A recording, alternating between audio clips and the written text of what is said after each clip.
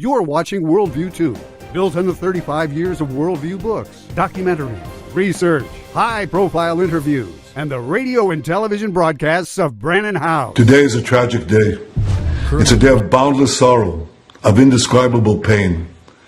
4-year-old Ariel Bibas, his baby brother, 1-year-old Kfir, and 84-year-old Oded Lifshitz were brutally murdered by Hamas savages.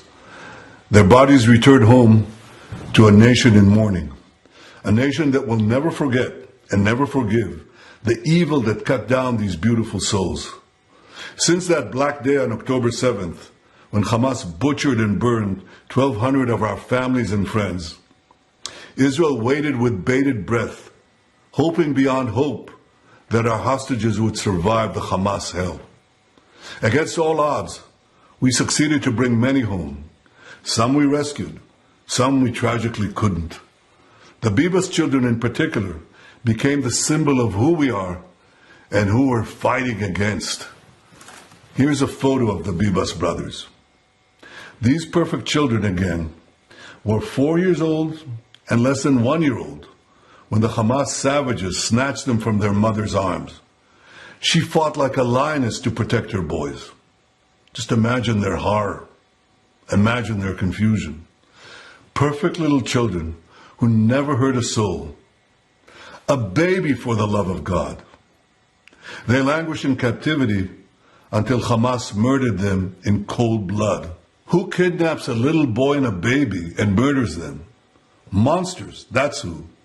These Hamas monsters also cynically refused to bring back the boy's mother, Shiri, and sent the body of a Gazan woman instead, in brazen violation of the agreement. Today, the heavens shake. The entire civilized world should condemn these horrific murders. The entire civilized world should join Israel in demanding the immediate release of all the hostages. All of Israel is united in grief. And as the Prime Minister of Israel, I vow that I will not rest until the savages who executed our hostages are brought to justice. They do not deserve to walk this earth. Nothing will stop me. Nothing. Ariel, Kfir, and Oded, I'm so sorry we couldn't save you from the monsters who did this. We honor your kind and loving souls, so tragically cut down by evil terror. May your memories forever be a blessing and a reminder to all of us that we must fight this evil and eradicate it from the face of this earth. No quarter. No quarter for the savages that killed the Bibas babies and their mom. None. That's what I suggest. I'm just an American, though. But I am a former military person and a commander. That's what I would do as a commander. I'd be on them already. The Rob Maness Show is live on Worldview Tube, our X Spaces simulcast, Rumble, YouTube, Truth Social Plus, Roku, and Amazon Fire. Plus, we've got an app for your phone.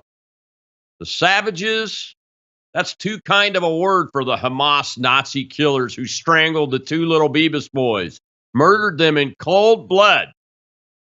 Then, piling on more humiliation, the monsters held a celebration over their coffins at the hostage release spectacle. They didn't even return their mom's body. They put a fake body or an unknown body in the coffin. The Bibas family funeral is today. It's already happened.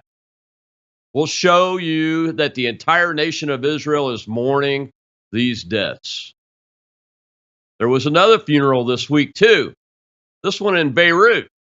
And the Israeli Defense Forces showed up with a message that will make you smile if you hate these Islamo-Nazis that only bring death and destruction everywhere that they are. But with the re-election of Donald Trump back to the presidency, we have some hope, even for the very few innocent Palestinians that might remain in the devastation of what is now Gaza. Yes, even though we all know they brought this on themselves, we Americans still desire a solution to be found so all can live in peace and prosperity in the Middle East and around the world. We're not opposed to that at all. In fact, we don't understand the totalitarianism of the Islamists. And President Trump recognizes that Islamic totalitarianism must be eliminated and has proposed an innovative solution for Gaza that is generating movement in places that hasn't happened before. Well, my guest today to discuss all this is veteran TV news producer, host of the Analyst Substack, a former diplomat, and the host of Real America's Voice, American Sunrise Early Edition, Jake Novak. Jake, welcome back to the Rob Maness Show. Oh, thanks so much for having me, Colonel. Wish it were under better circumstances. But, on the other hand, this is a good circumstance because it's a chance for us to clarify for all your viewers and followers and anyone else who might share it, the realities in the situation. Congratulations to you for having the moral courage to hammer it out as clearly as it needs to be. I understand there's a lot of gray areas in international politics and in war. Of course they are. We're not that naive. But at the same time, this is one of those cases where there are no gray areas. And there will be no gray areas in the pursuing of justice for the Bibas children and their mom. Oh, absolutely. There is no gray area. Not for me. Not as a professional military man, a commander, not as a human being, Jake. And quite frankly, I'm disappointed in the lack of media coverage of the funeral today. As you know, I do clip research and a lot of research for my show. And I do have one we'll show at the opening of the next segment. But there is very little real, actual coverage of the mourning and grief that these families are going through and the entire nation. I mean, these two little boys, they're babies, really. I mean, 4 years old and 9 months old, I think, to be strangled by hand and then pummeled with stones to try to make it look like it was some kind of Israeli Defense Force air attack, and then delivered back as part of an agreement to repatriate hostages. It just boggles my mind that there are human beings in the world that could do something like this. And we're going to cover it. We're going to cover it all. My first question for you about this issue, and the reason I showed Mr. Netanyahu at the beginning is he going to be able to hold these savages accountable?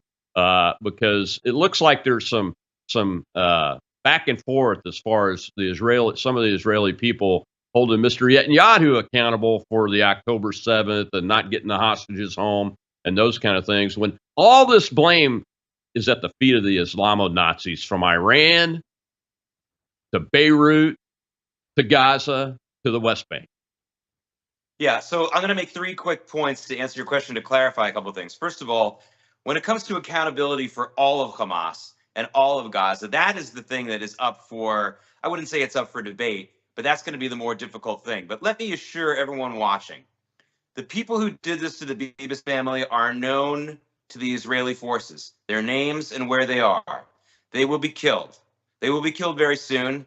And if somehow one of them gets a chance to escape, they will never be let off the hook. Very similar to, for those of you who may remember, to the Munich Olympics massacre, when every single one of those terrorists was hunted down in a relatively short amount of time, considering how far-flung some of them were across the world. They were found and they were killed. And there will be no moral worries or moral equivocation about it.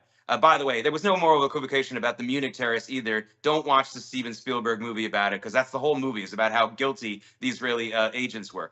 I know some of those agents. There was no guilt. Okay, there was no problem there. Second thing is, we've all heard of the term Stockholm syndrome, which most of us think only has one aspect to it: the aspect of when you're taken prisoner or taken hostage, you suddenly have an affinity for either the actual hostage taker or their cause. But there's a second, actually much more common form of Stockholm syndrome, which doesn't get talked about enough. And that is when people are taken hostage or victimized, they often turn on one another. They point fingers at one another, sometimes while they're even in captivity or while they're feeling victimized. It's a natural thing to do. You start saying to the person across from you in the cell or in the holding area, you were the one who was too flashy. You said something wrong. It's totally normal, but we can't succumb to it. We have to understand that people blaming Netanyahu or blaming people, I'm not talking about the preparedness of the Israeli Defense Forces before October 7th. That's a tactical matter.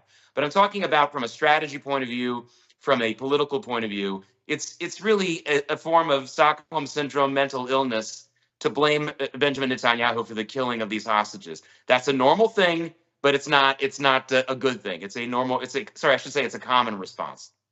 And finally, when we Yeah, talk about the whole go ahead. world, yeah, the whole world, look, they're not going to want to pay attention to this because they don't want to come to the grips with the fact that they have been supporting both, and we're finding out every day how much the U.S. taxpayer has been supporting. We've been supporting these monsters for a long time, and you're right to use the term not monsters, and you're even more correct to use the term Islamo-Nazis. It's not a comparative phrase you're using, Colonel. It's real. The actual Nazis, I'm talking about the Hitler, Goebbels Nazis, created and funded the terrorist Islamist movement. They created it. It was a very small, fractured group that the Nazis took an interest in the late 1920s, before they were even in power in Germany, and then funded them. They are, for those of you who are Harry Potter fans, the Islamo-Nazis, Hamas, Hezbollah, they are Hitler's last Horcrux. They are the last version of the Nazis on this earth, and they need to be treated like the original Nazis were, and that is with no quarter, as you said.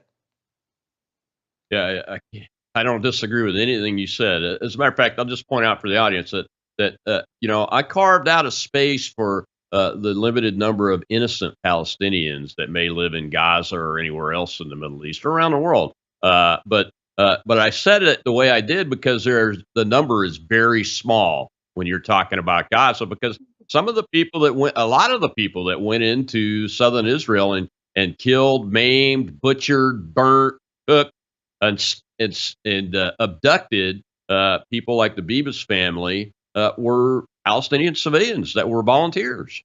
So we can't not acknowledge that. And then the voting. I mean, the last time there was a vote held for the government, the reason Hamas is in charge in Gaza is because the voters in Gaza, which are Palestinians, voted them in at a rate of over 85%, if I remember correctly.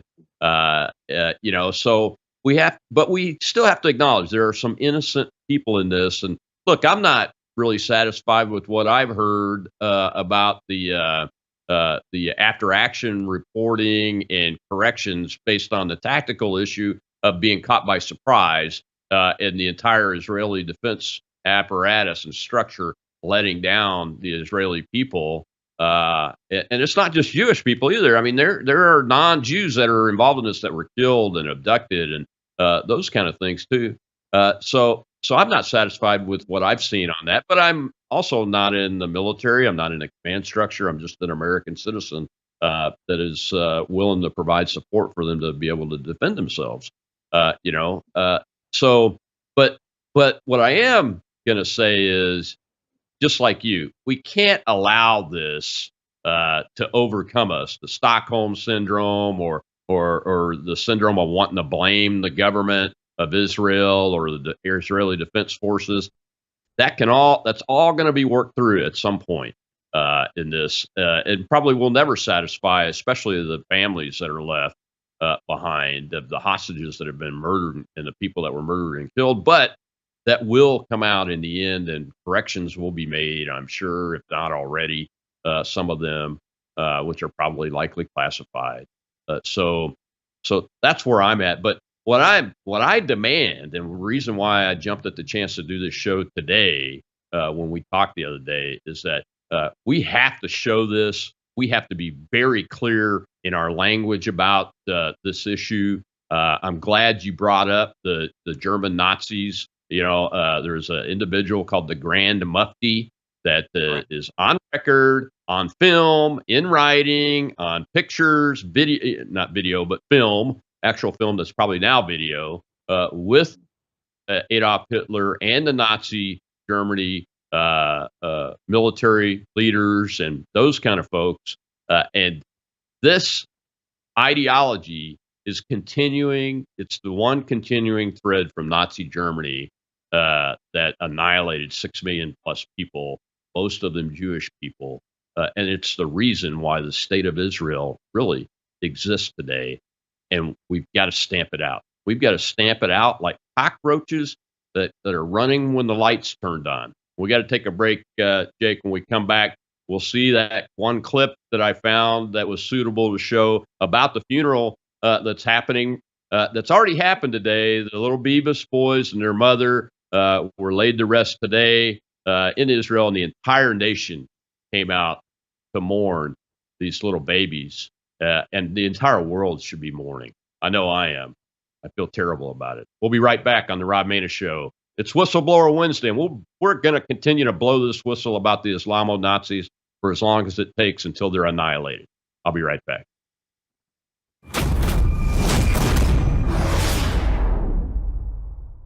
Hello, I'm Brandon House. I want to thank you for all your support at wvwfoundation.com that helps make possible pushing out 24/7 content for free.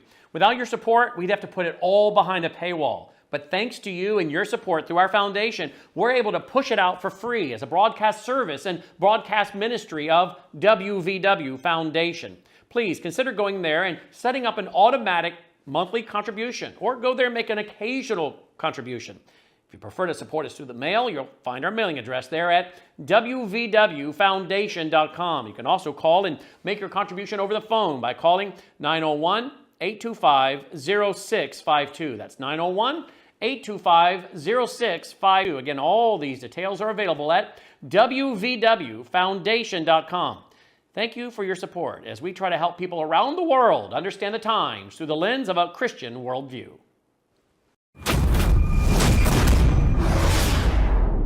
Later tonight, Australian time, late in the morning, Southern Israel time, the Bibas family will hold a funeral for their mother, Shiri, and her two little boys, Ariel and Kafir.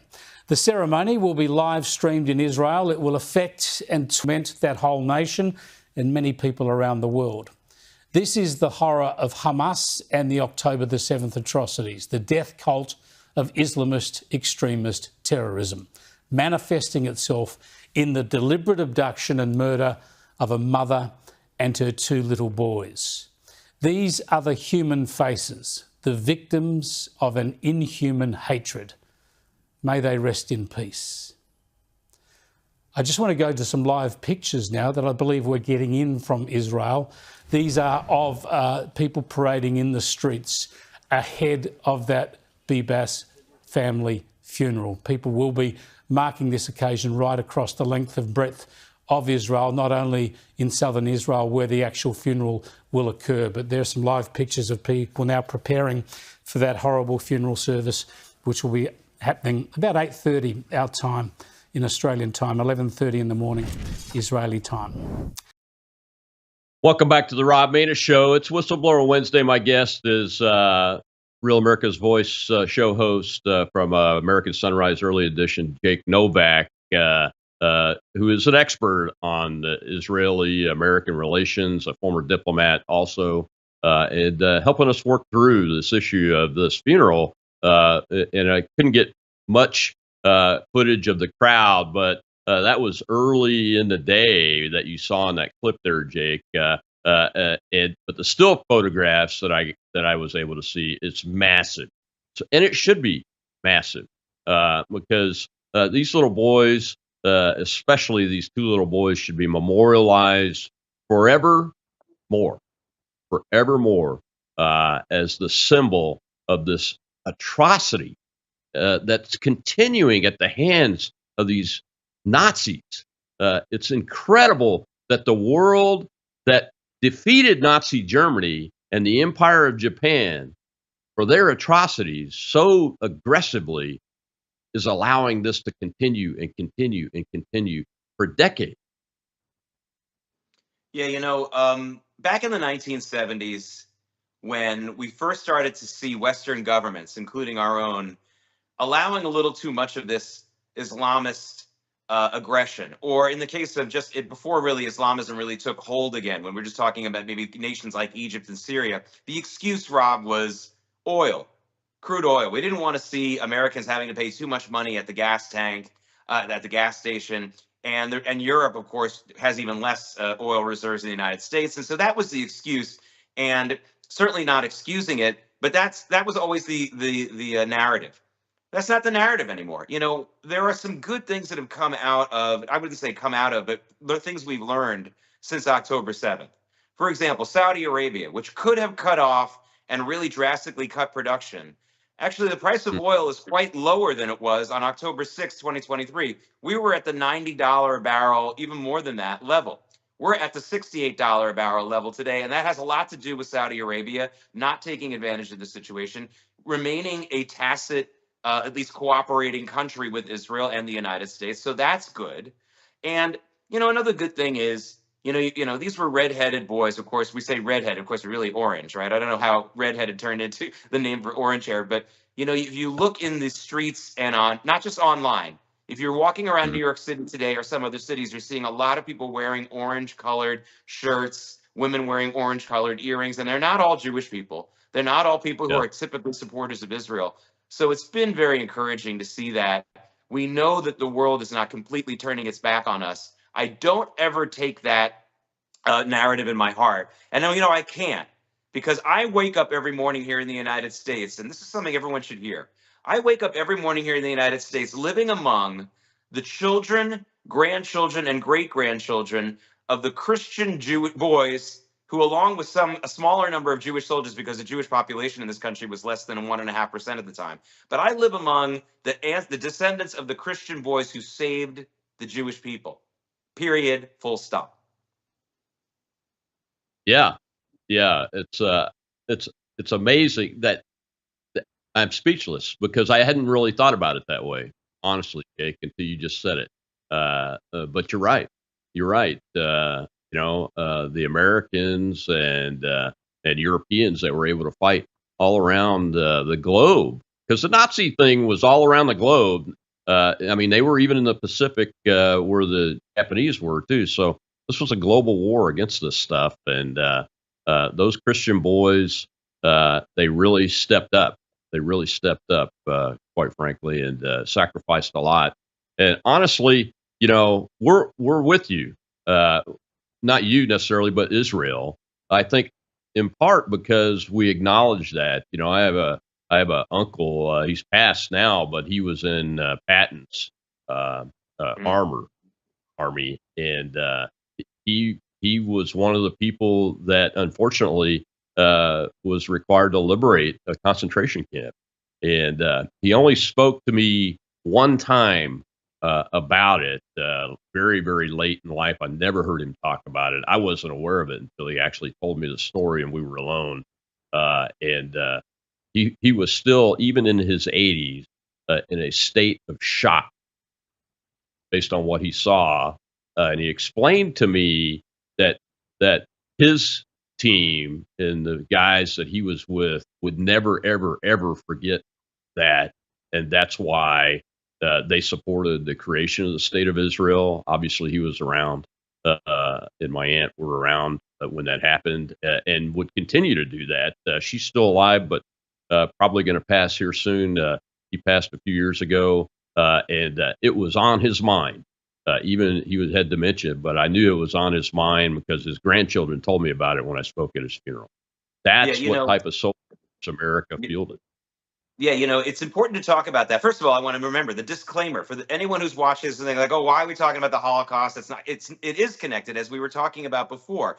The Nazis, the literal Nazis. I'm not talking about skinheads. I'm talking about the literal Nazis cultivated Islamist terror in a huge way. They didn't create it, but they cultivated it and they funded it. So this is an absolutely germane conversation. But I want to say something about the liberation of the camps. International Holocaust Memorial Day was last month, and that is usually coordinated. It's coordinated to the liberation of Auschwitz, and I understand why, because Auschwitz was the biggest camp. It was the one where most people died.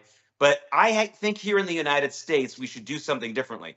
Auschwitz was liberated by the Red Army, by the Russians, and I understand why they did it. But when they got there, they lined up all the guards and they just shot them, and they shot a lot of the people around the camp too. I certainly am not crying over that.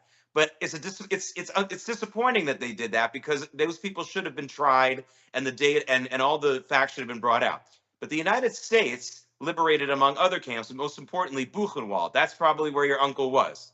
Buchenwald was liberated, and that was also a horrible camp. And here's what the United States did. He didn't get there the first day, because as you correctly said, that was Patton's armored division. But Eisenhower showed up a day or two later, and here's what he did.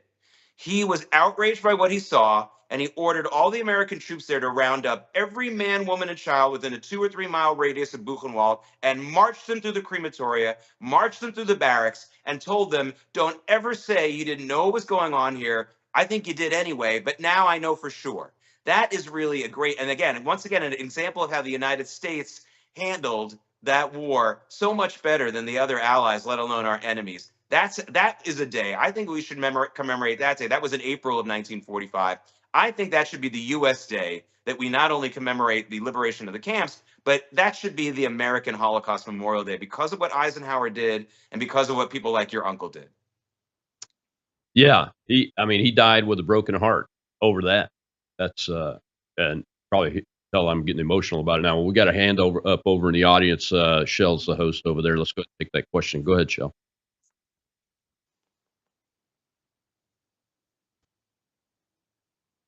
Try it again.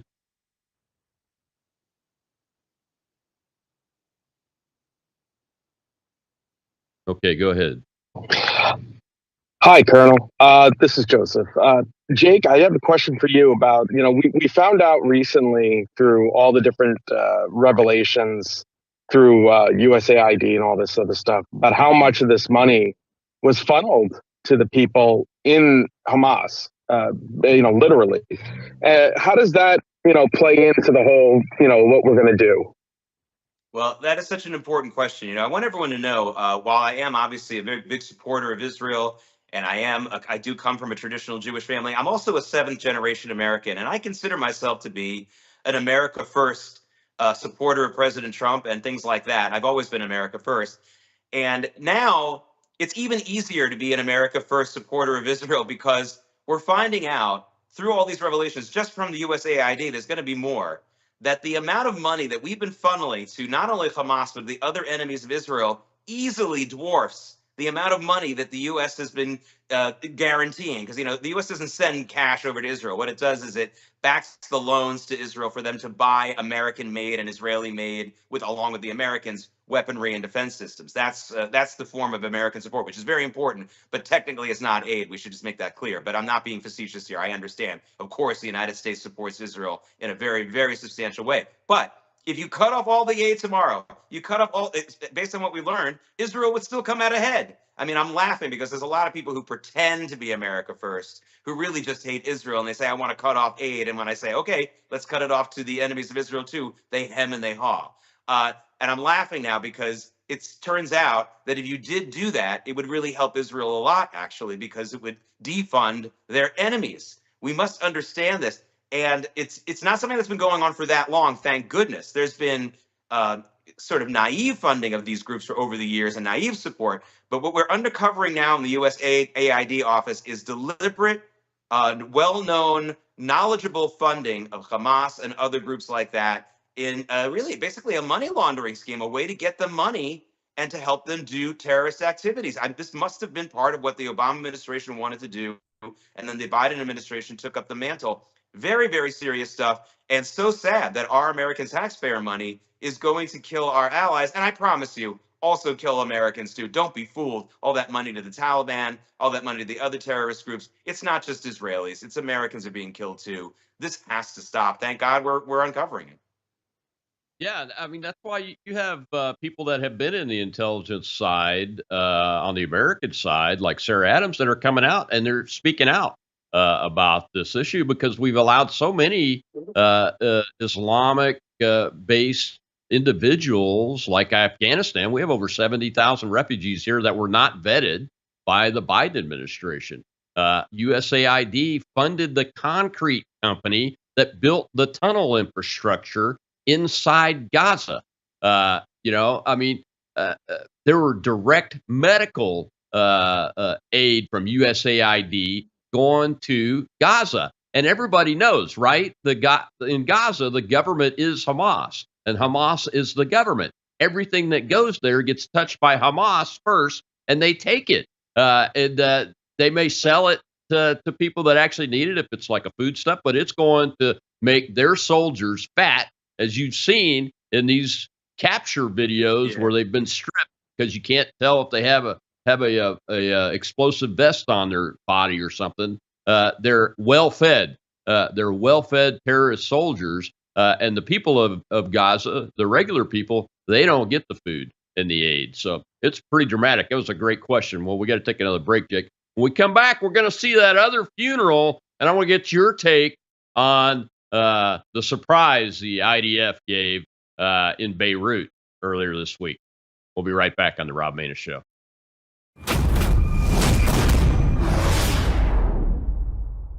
Hello, I'm Brandon House. Hey, consider going to mypillow.com right now and get your pet a pet bed, just like my beloved Delta has right here in my office. Not only can you get pet beds, but you can get sheets, towels, blankets, and so much more. Slippers, sandals, robes, beach towels. It just goes on and on. But please go to mypillow.com and be sure to use the promo code B66. When you do, not only will you receive savings, but a generous percentage of each purchase comes back to continue supporting this 24/7 free broadcast outlet.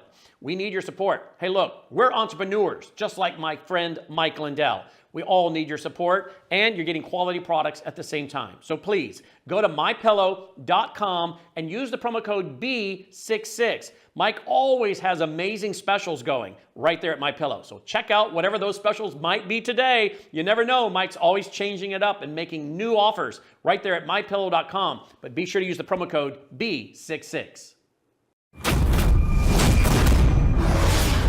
We are now walking outside of the stadium in the neighborhood surrounding the stadium after what was a historic funeral for Sayyid Hassan Nasrallah and Sayyid Safiuddin. Now, during that ceremony, the Israeli Air Force twice passed over, danger close and low,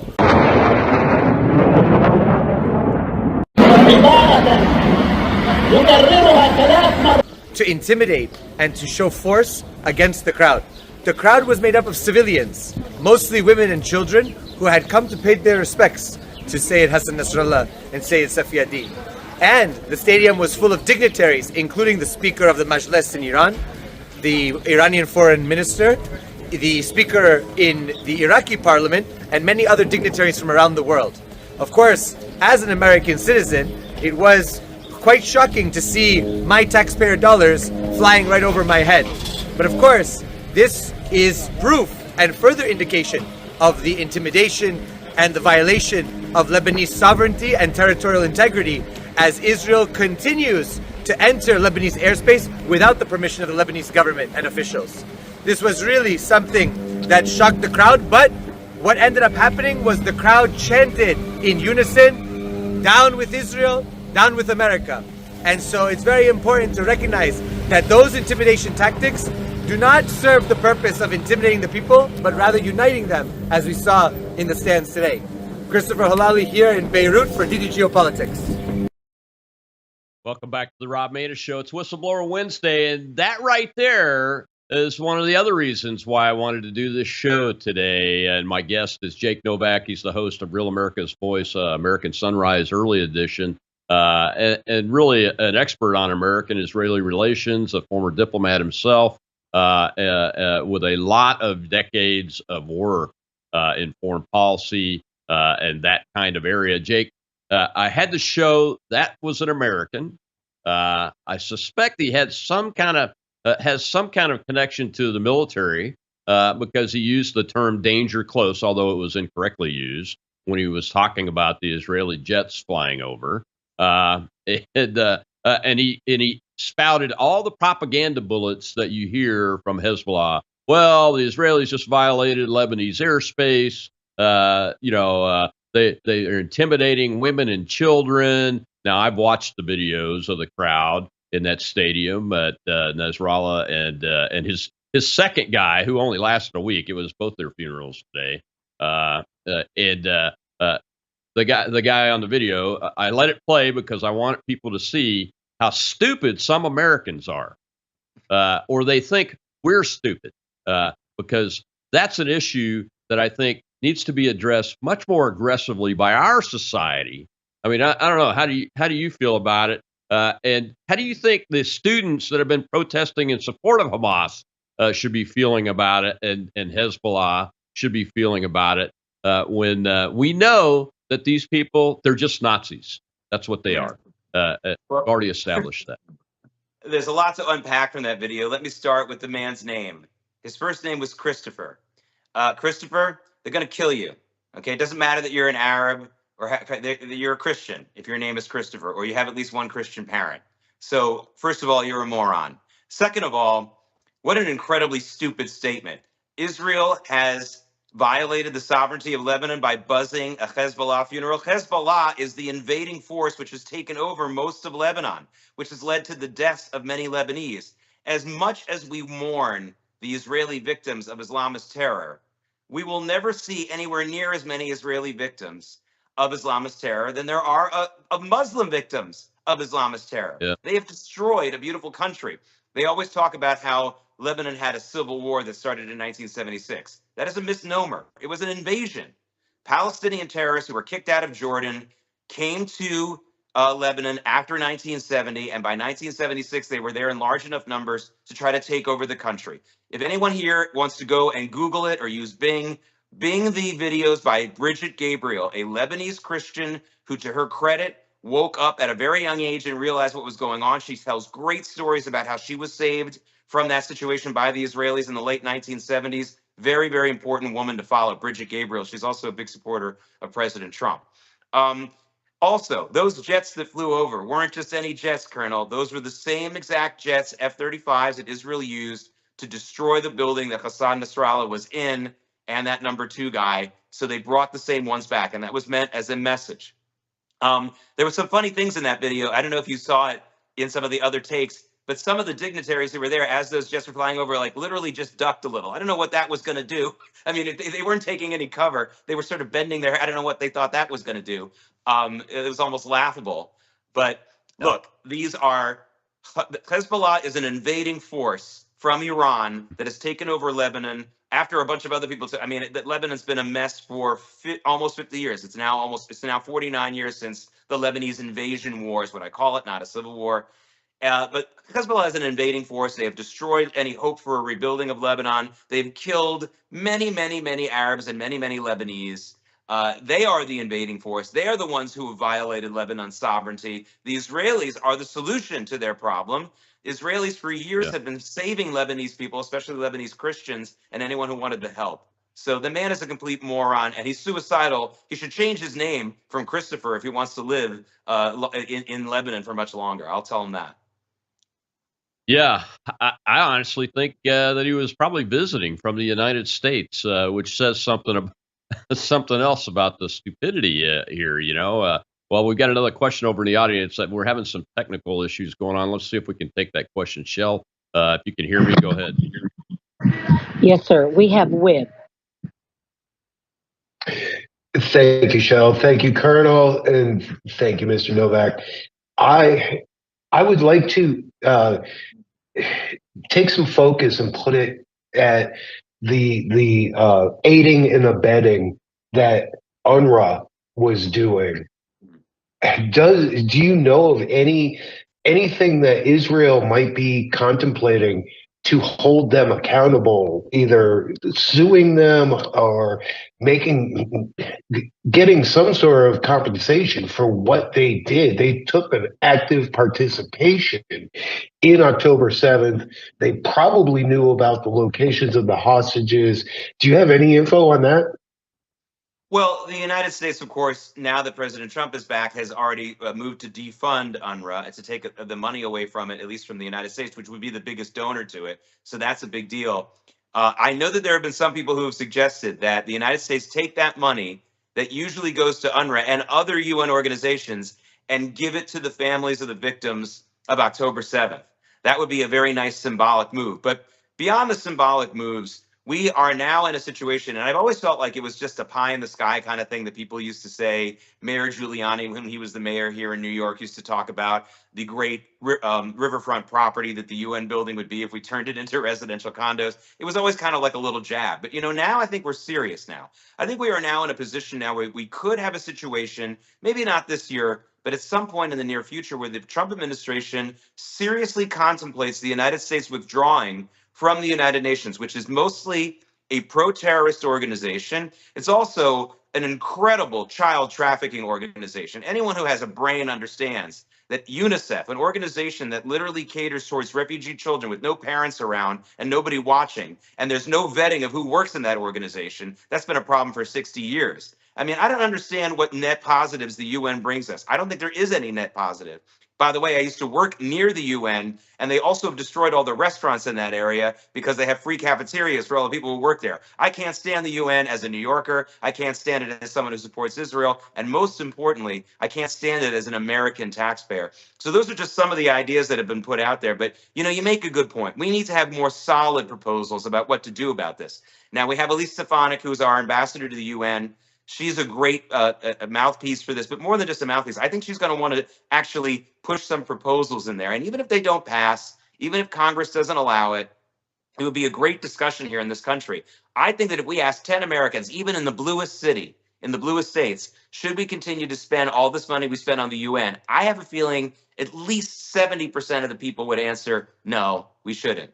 And so we have to play that game now because the American voter, I think, will back a significant withdrawal from the UN. And I'd like to hear the people who say they're so much smarter and better than us make the argument against that. They won't even bother, by the way. They won't even give us that debate. They won't meet us in public and discuss it because they know they're on losing ground. Yeah, they're on losing ground. Think about how far this goes back. You mentioned UNICEF. I remember when I was a kid, all of my brothers and I participated in the UNICEF drives through the scouting programs to go around and collect pennies. I think it was pennies in these little containers and everything. And it's been going on for a long time, Jake.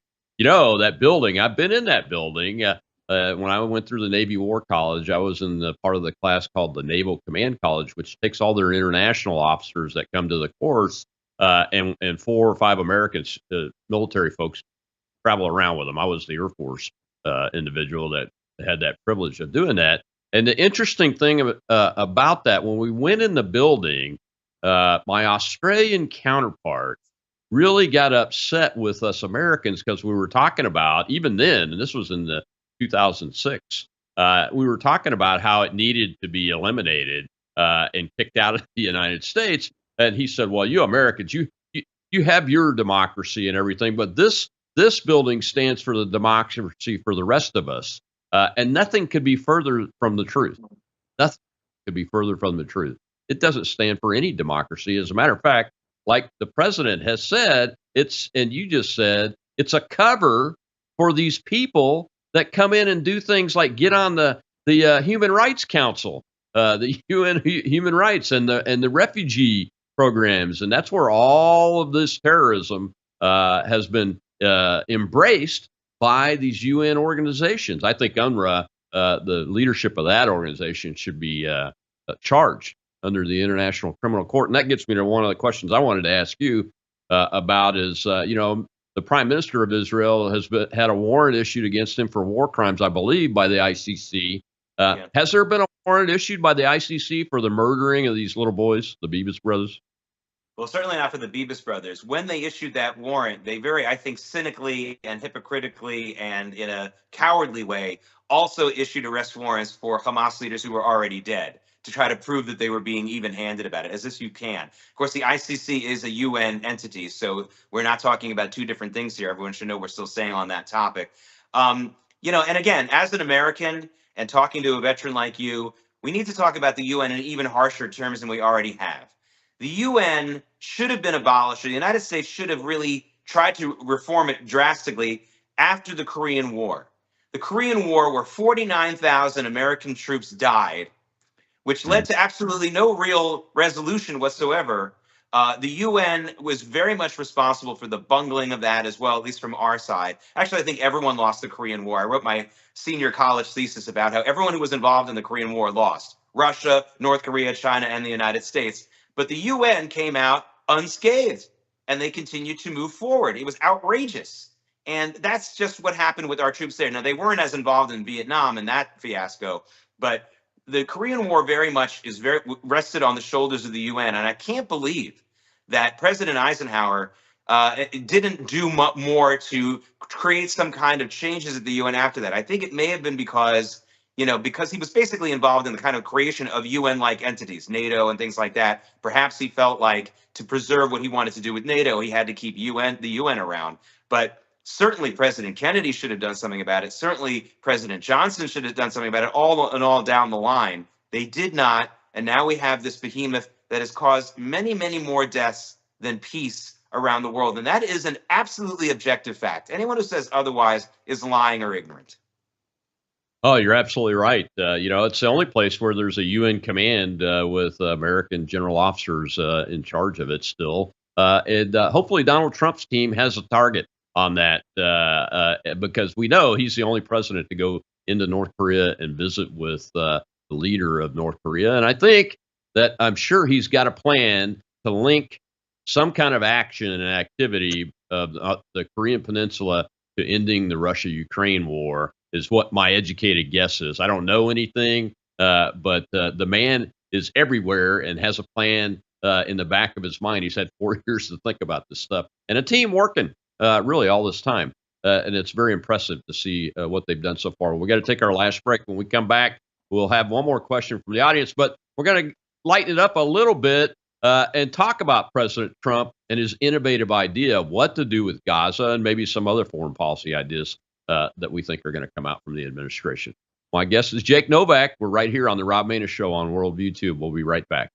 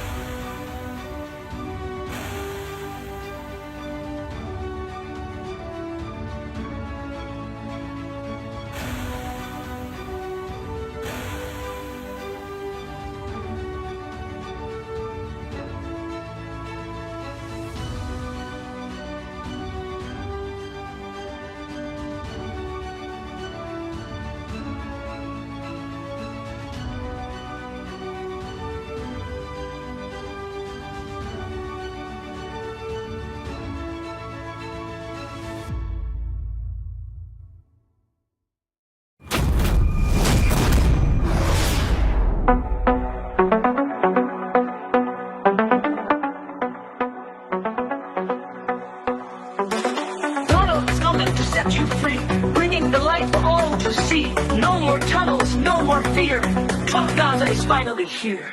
Trump Gaza shining bright, golden future, a brand new light. Feast and dance, the deal is done. Trump Gaza number one. Trump Gaza shining bright, golden future, a brand new light. Feast and dance, the deal is done. Trump Gaza number one.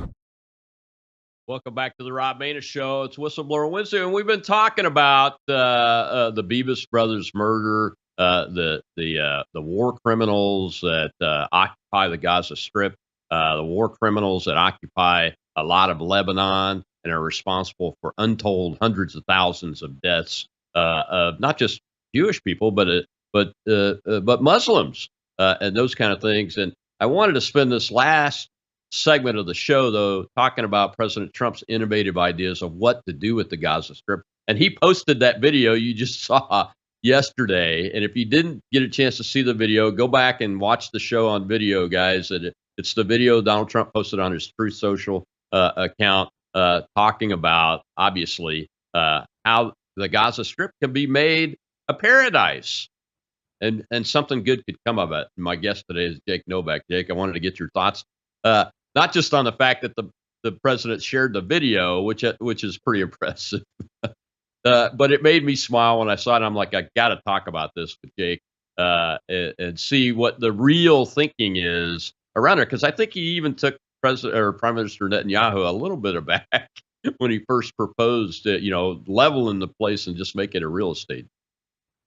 Yeah, this is a classic talking past sale tactic that real estate agents use all the time. If you've ever shopped for a new home and the real estate agent takes you through the home, she doesn't talk or he doesn't talk to you about the mortgage and the financing that much. He or she shows you the kitchen and says, here's where you're going to be gathering with your family on Thanksgiving. Then they show you the barbecue and tell the guy, here's where you're going to be drinking beers with your buddies and making some steaks. And it's stuff like that. That's what President Trump is doing. And as a real estate guy, I can understand why he is going in that direction. Here's serious aspect of this that is very, very good. You know what happens when you start talking about resettling Gazans, when you start talking about creating some kind of tourist attraction? what happens is stop using and stop talking about the most ridiculous idea that keeps getting pushed for 92 years now of the two-state solution. Nobody's talking about that anymore. No one's saying, oh, there's going to be a state in Gaza. No, they're talking about, oh, how will we resettle them? And maybe we shouldn't resettle them. And maybe we should build a casino. Or maybe we're having that conversation now. And finally moving away from 92 years, because it was 1933 when the British first started to pass around this idea that there should be a Jewish state and a Muslim state, an Arab state in that region. And for 92 years, the Jews have said, yes, yes, yes, yes, we'll take it, we'll take it, we'll take it. And the Arabs have said, no, as long as there's a Jewish state, we would rather kill and die. We are not interested. In fact, we're not really that interested in a state, just kill the Jews. So for 92 years, we've been doing the same thing over and over again. And, when you're hitting your head on the head with a hammer, it feels good when you stop. And I don't care if that is showing videos like this and getting people to understand. I think it's also, there's another aspect of this to remind people that we're not talking about a hellhole. This isn't Afghanistan, a landlocked situation. This isn't Iraq. This is a Mediterranean port, a beautiful, geologically wonderful place. And by the way, we shouldn't be so smug as Americans thinking that we don't ruin properties like this either. I spent my teenage years in Far Rockaway, Queens, one of the most beautiful beaches in America, destroyed by Robert Moses and destroyed by politicians in New York City who put dozens of high-rise public housing projects right on the beach, taking the poor people furthest away from the job center of Manhattan and also destroying a beachfront, really like resort for the 5 boroughs of New York City. We do this stupidity stuff too. I bet you Donald Trump knows all about Far Rockaway. It's part of Queens. He knows it. So there's a lot of things going on here. Real estate, changing the conversation away from the two-state solution, and also getting people to understand that this is really a beautiful spot in the world. It shouldn't have been destroyed in this way. And the people who are living there now don't deserve to have their lives taken away. They don't deserve that, but they have lost their right to live there. Just like we take away the rights of a person to live in their home if they've committed a crime. They get to go live in jail now. They've lost their right to live there. They need to be dispersed. They need to be taken somewhere else because they've ruined an ecologically and a wonderful place and created it to a murderous hellhole. They've made Mordor, for those of you who like Lord of the Rings movies. Yeah, I mean, I can't disagree with you in anything that you just said. The other thing that I'll just add to it a little bit before we go to our last question in the audience, and the other thing that it's generated is, the initial opposition by Egypt, the Jordanians. Oh no, you're going to resettle people. That's very Nazi-ish, concentration camp-ish. We're not going to stand for it. When in reality, they've never wanted any Palestinians in their country because they're afraid of what they do to the country and afraid of losing their governments, quite frankly. Well, they'll take some of them, Colonel. They'll take some of them, Colonel. The son of President Sisi in Egypt has been collecting $8,000 a pop, 8,500 actually, from Gazans who have that money to come into Egypt. He's been the one collecting. I call him Hunter Sisi. He's found a way to make a lot of money out of being the son of the president dictator of the country. So they'll take him if there's money involved. And all we have to do as the United States is say, we don't have to give you any more money. We just won't give you the money we usually give you, $2 billion a year plus, if you don't take in some of these Gazans. So they'll take them as long as there's money asked to it. Yeah, and I think that's why the Egyptian leadership is taking an ownership role. And I think the Jordanian kings even come across the line to say, hey, we need to really take a look at this. And I think there's going to be a meeting here soon of all the parties. And the Egyptians and the Jordanians are taking a leadership role in that. So maybe the real estate guy that understands money and real estate has got them to actually move off of this two-state solution craziness and getting people out of there so that they can go live better lives. Because I bet you if I asked a Palestinian 10-year-old boy whether he would want to live somewhere else or stay right there where he's at in that mess, he would say, I want to go somewhere else so I can be free and prosperous and not face death and destruction. Well, let's go over to our audience and take this last question. Go ahead, Shell. We have AJ, sir. Thank you, Shell. Thank you, Colonel. Jake, it's great to hear your voice. Speaking of people who have lost the right to live, there's a 73-year-old Israeli named Moti Maman who received a 12-year prison sentence for spying for Islamic Republic of Iran and plotting assassinations of Israeli leaders. Given the fact that the October 7th, at the very least, partially, if not completely, was an intelligence failure, seeing something like this is very positive. But how should we interpret it, given the fact that we do not know the laws, Israeli laws about treason and espionage. Thank you. Yeah, it's anytime a country has massive enemies like Israel has, there are going to be successful intelligence and successful treasonous actions that are taken up. It's a sad fact. It's human nature. I mean, I'm sorry. No one is a completely virtuous, loyal country. It doesn't happen that way. We had plenty of traitors here in the United States during World War II. Tokyo Rose was from the United States, for example. So these kinds of things happen. And I think that prison sentence needs to be maybe even extended a little bit. That's very serious. But again, you're also dealing with a country, sadly, with massive cash flow. Iran may not be as strong as the Soviet Union was. Thank goodness it isn't in the height of the Cold War, but it has better cash flow, even if you adjust for inflation. And when you have that kind of cash flow coming in through oil sales and things like that, sadly, they're going to be able to win over some folks. It's just the way it goes. Plus, you also have mental illness, and there's a mental illness epidemic in the entire Western world. And I consider Israel to be a Western nation in its ethos and in its culture. That's another aspect. All those things need to be considered before we really understand the threats that are going on right now. But it comes back to Iran. If that money is stopped, if that money flow is slowed, then you'll see the end of not only the funding of terror, but a lot of their intelligence operations and their influence operations, which, by the way, are sadly very, very successful here in the United States. I believe there are a lot of members of the Obama and Biden administration who were absolutely paid off, just plain old paid off by Iran via Qatar. And hopefully those people are being rooted out right now as well. Yeah, absolutely. Couldn't agree more.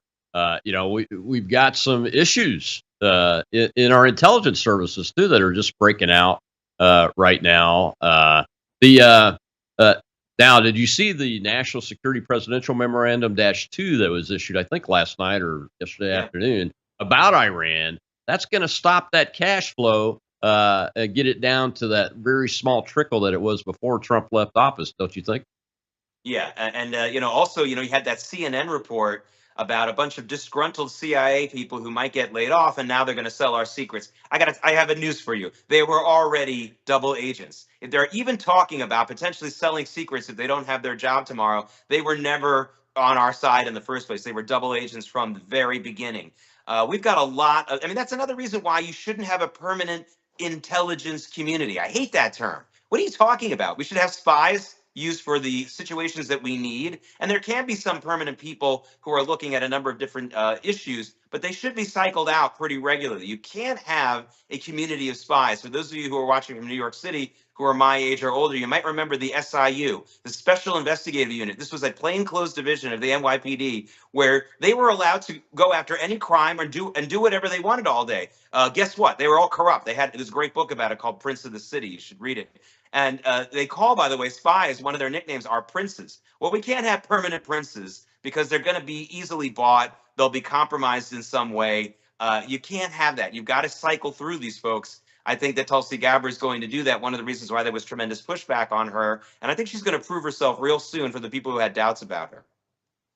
Yeah, I'm sure you were watching the breaking news about the sex chat room, the NSA, the CIA. It's across the board in the intelligence community. On the intel classified side where those chat rooms are managed, and they've just let it go on completely. Well, Gabbard issued a memorandum last night that's directed those folks to be identified because they can be identified by their logins and their usernames and those kind of things. It's all on the classified system. So it's recording everything, and that they're all to be fired. That's a good start right there. But she's going to have to go a lot further and really dig into this. Do you think on the intelligence organization side, maybe the analysis pieces and the operations pieces need to be separated under totally separate leadership? Right now, the CIA director manages the operations side and the analysis side. Maybe that needs to be broken up and divided so that there are some controls, kind of like an accounting system or a sensitive compartment and information type system that keeps people from being able to become double agents, triple agents, and those kind of things. At least make it more difficult, because right now they're able to do it. Absolutely. I mean, this is, on Wall Street, if you're a financial advisor at JP Morgan, you're not allowed to tell the clients, go buy JP Morgan stock. I mean, that's literally the Chinese firewall. Listen, Colonel, you're somewhat of, you're definitely a military historian. This is if you don't separate the operation and analysis, you get things like the Battle of the Bulge. We had already broken the Enigma machine. We knew that the Germans were planning a massive counterattack at Bastogne. But the operational people also were running the analysis. And so they all said to each other, well, our analysis was that Germany's too weak to do a counterattack. So this Enigma message must be some kind of decoy. We lost a lot of good men in that stupid failure there. You've got to separate operation and analysis, because they end up doing confirmation bias stuff. So even beyond the sex chat scandal, and by the way, if you're having sex chats or dating your coworkers, you're a loser. I'm sorry, I've never dated a coworker, and I've worked in TV news for 30 years. Believe me, a lot of attractive women. Stop dating your coworkers and don't do sex chats with them. I don't care if you're working in the military or not, but absolutely separate analysis and operation. Definitely. Jake, thank you very much, man. We're out of time. I needed to have a 2-hour show with you on, because I love talking with you. But I appreciate you coming on, and we look forward to the next time you come on with us. And pray for peace, pray for our enemies, pray for Israel, pray for the United States. And pray for all those boys that lost their lives saving the Jewish people in World War II. I'll just add that in. I'm Rob Maness. We'll see you tomorrow. It's Truth Thursday. We'll have Neil McCabe, the new DC reporter for Worldview Tube, on with us to talk about the new news show that's happening on the network.